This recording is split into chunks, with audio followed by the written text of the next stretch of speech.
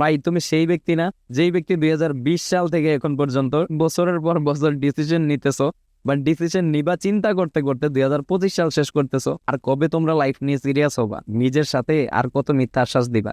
এখন তো অন্তত লাইফ নিয়ে একটু সিরিয়াস হও। আসলে আমার কথাগুলো তোমাদের কাছে অনেকের কাছে অনেক রকম মনে হইতে পারে, বাট তোমার জীবন 2026-27 পরে রাস্তার ফকিরের চেয়ে অদম হয়ে যাবে যদি তুমি এখন কোনো কিছু না করো। ট্রাস্ট মি গাইজ, যারা 20-25 হাজার টাকার চাকরি করতেছে তারাও আস্তে আস্তে ডেভেলপড হবে, বাট তুমি পারবা না। তোমার লাস্ট ইয়ার যদি তুমি এখন ডিসিশন না নেও, যেই জেনারেশনে আমরা আছি এই জেনারেশন থেকে ভাই পসিবল না। তোমার গার্লফ্রেন্ড তোমাকে দেখবে না, তোমার বন্ধু বান্ধব তোমাকে দেখবে না, সবাই কিন্তু সবার লাইফ নিয়ে সিরিয়াস হচ্ছে, সবাই সাকসেস হচ্ছে, বাট তুমি কি করতেছো? নিজেকে মিথ্যা সান্ত্বনা দিচ্ছ।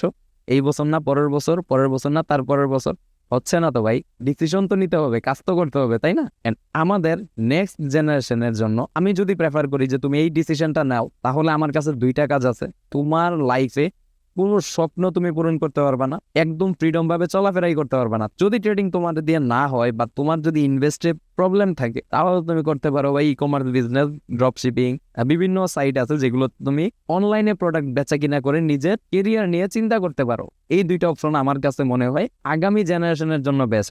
2025 তো চলে গেল, লাইফ এইভাবেই বছরের পর বছর যাইতেছে, বাট তোমরা লাইফ নিয়ে সিরিয়াস হচ্ছে না। আজকে তোমার যে বেকার বন্ধু, ওই বন্ধু দেখবা 2026 সালে ইনকাম করতেছে, বাট তুমি পারবা না। মূল্য কোথায় যাবে তখন চিন্তা করে দেখো। 26 সাল আসতেছে, যদি সিরিয়াস নাই হও, 25-এর লাস্ট ভাই, 25 গেছে গেছে। 25 সালের সাথে তোমার যত অলসতা আছে, তোমার যত বেকারত্ব আছে, সবকিছুকে বিদায় দাও। 26 থেকে তুমি কামব্যাক করো, 26 থেকে তুমি স্টার্ট করো, অবশ্যই তুমি সাকসেস হবা। কথাগুলো মিলিয়ে নিও ভাই, ফ্রিতে বলতেছি। ভাই ব্রাদার বলো, ছোট ভাই বলো, বড় ভাই বলো, কথাগুলো বলতেছি, কথাগুলো মিলিয়ে নিও। 2026 অনেক কঠিন ভাবে আসতেছে, তোমাদের জন্য অনেক অনেক কঠিন বাস্তবতা অপেক্ষা করতেছে। এখন যদি লাইফ নিয়ে সিরিয়াস না হও, নিজের ক্যারিয়ার নিয়ে চিন্তা না করো, কিছুই করার নাই ভাই। শেষ পর্যন্ত ডিসিশন একটাই থাকবে, সুসাইড।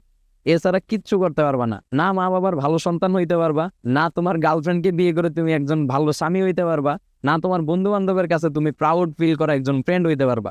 কিছুই পারবা না। তুমি তোমার লাইফে বিন্দু পরিমাণ আগাইতে পারবা না। সো এখনো সময় আছে, রিলস স্ক্রল করা বন্ধ করো, ফোনটাকে কাজে লাগাও, হয়তো ট্রেডিং শিখো, নয়তো ই কমার্স বিজনেস করো।